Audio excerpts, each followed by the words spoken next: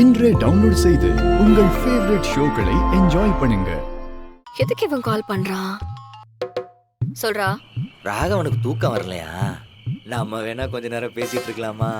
ஏய் வெயிடா போன.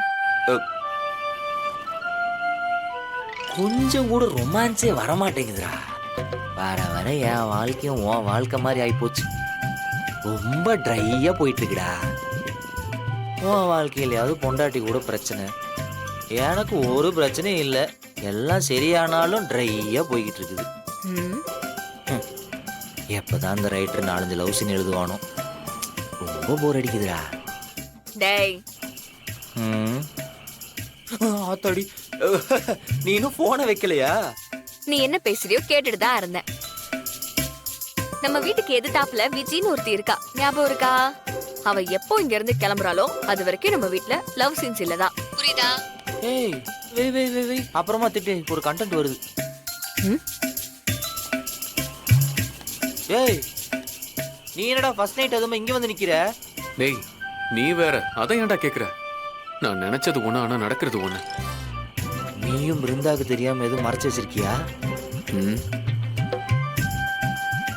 ராகவன மாதிரி எந்த சீக்கிரட்டும் மறைக்கலையே, ஓப்பனா தானே இருக்க? டேய் அதெல்லாம் ஒண்ணும் கிடையாதுடா.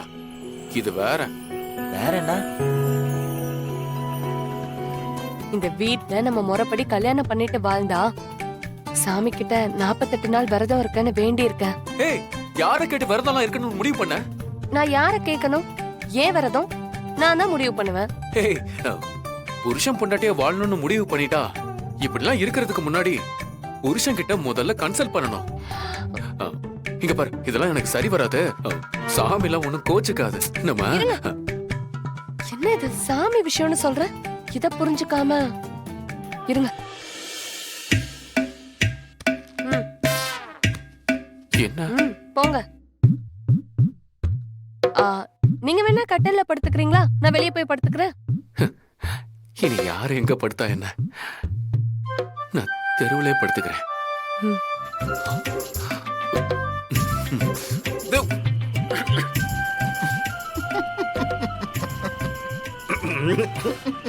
கேட்டியா?